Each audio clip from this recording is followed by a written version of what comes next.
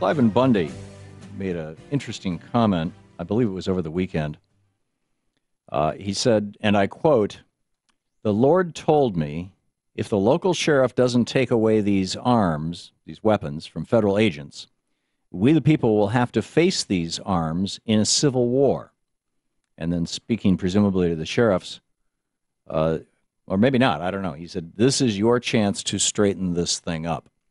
Sheriff Richard Mack spent a fair amount of time at Cliven Bundy's ranch, knows Cliven Bundy. He's also on the board of directors of the Oath Keepers movement, and former Arizona Sheriff, Graham County, Arizona. His website, sheriffmack.com. Sheriff Richard Mack, welcome back to the program, sir. Well, thanks, Tom. It seems like something always comes us that gets us back together. Yeah, indeed. I'm trying to understand this. Within, and I used to, and I'll just say right up front, you know, I grew up with a Republican father. I went to John Birch Society meetings as a kid. I went door to door for Barry Goldwater in 1964 when I was 13 years old. I have friends who are, or who were, 20 years ago in the Michigan militia, and all of my family lives in Michigan. One of my brothers is a major big-time gun owner. And although when I'm talking about the Michigan militia, I'm talking about the guys who are like, want to secede from the Union sort of thing. You know, they read the Turner Diaries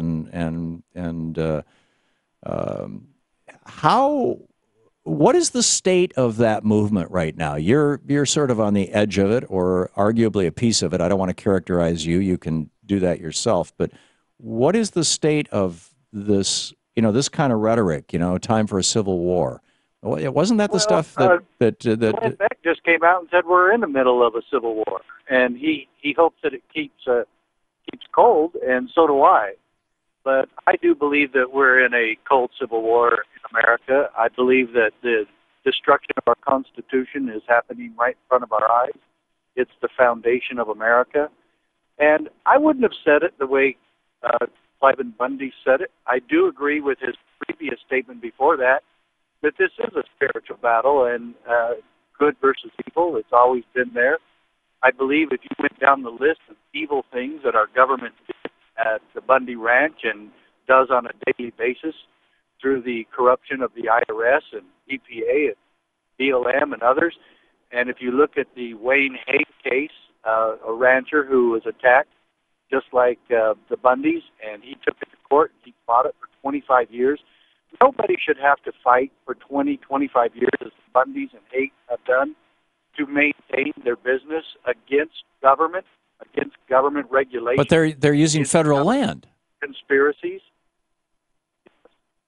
But he's using federal land. I mean, if my business model depended on my using federal land and the federal, but that's the same as saying Rosa Parks should have got to the back of the bus because it was a good bus. No. I'll give you a more practical example. We're renting in a building here that we expected to be in for years and years and years in downtown Washington, D.C. We built a studio here. It cost us a fair amount of money. And the Heritage Foundation next door bought the building, and they're going to tear it down next year. And so we're going to have to move. I mean, sometimes, stuff happens, right? If you're renting. And the federal government owning 87% of Nevada is ridiculous. And you can tell me all day long that it's federal land. But I'll still tell you that's wrong, ridiculous, against the law, unconstitutional, and should never happen. And for somebody to stand up and say, this isn't federal land, they claim that it is, but it really isn't, and the laws are there. I've listened to so many good people that have done the research on that, and I admit that land rights is not my forte, but Ken Ivory is, Steve Pratt is, and many others who have said, plain and simply, this is a violation of the law by the federal government taking over the lands in the West. He had Wayne Hague had all sorts of contracts. Let's talk about Wayne Hague. Every one of your listeners should look it up. H-A-G-E, Wayne Hague, a rancher in H-A-Y-E-S.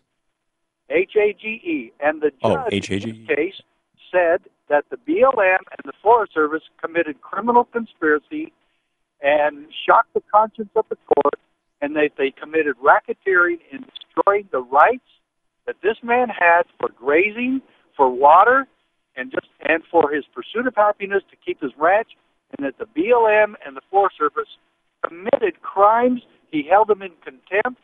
Nothing happened to them. No one in Washington, D.C. does anything to stop these abuses.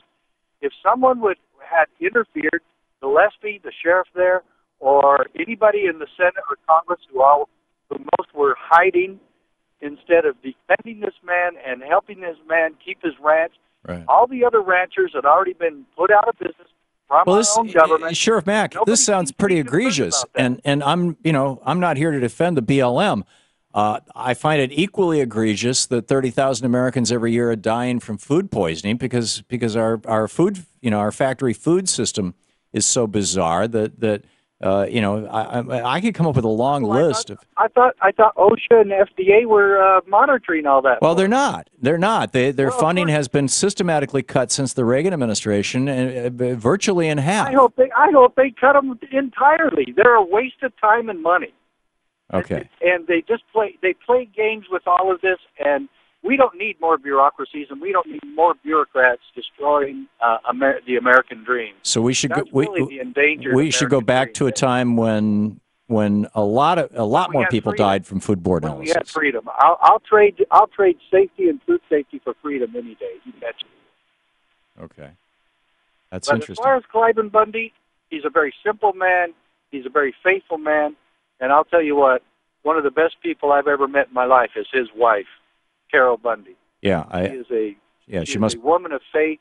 She's an amazing American Norman Rockwell mother and citizen and grandmother, and just an amazing, wonderful woman. Well, God bless her. Where do we go with regard to this Civil War? You said that you were quoting Glenn Beck, I think, saying we're in a cold civil war, and I'm assuming that he's talking about things like gay marriage or you said the federal government is too big. He said that we need to talk, and I guess that would be another group we need to talk to. Yeah. I think Glenn Beck and I have been fighting, and and kind of on the air, and he'll win that one because he owns a lot of media. But I find his comments a little bit hypocritical. If he wants to talk, tell him to talk to me instead of assailing me and criticizing me on the air without talking with me. But to the point of what he said or what you said he said is that we're in a civil war. We have just a minute left on sir. I'm sorry. But where is this thing going? I mean, do you think that we're looking at the possibility of civil war or something like it? I think that if there had been killing at the Bundy Ranch, that it would have triggered a possible civil war. I don't think people would have taken it across the country that we're killing people over cows eating grass on public lands. Yeah. And don't make any mistake about this. The order to kill unarmed people was given by the federal government. That order happened miraculously, and I think this is what Cliven Bundy was trying to portray, and I've tried to portray it too because I was there right after the tense situation settled, is that the order to kill unarmed and armed Americans and women who were unarmed right up at the front was given. And they were ready and willing to do it. And finally, a deputy sheriff stepped in the way by the name of Tom Roberts. If he hadn't done it, I believe Americans would have been killed, and it would have been a horrible situation. And you think that could have led to a civil war? It was avoided. It was avoided. Yeah. And I'm so grateful that it was. Okay. Well, on that, we can certainly agree. SheriffMack.com, Sheriff Richard Mack. Thanks for being with us, sir. All right, you got it. Good talking with you. This is the Thom Hartmann Program. Wow. Civil War. I'm speechless.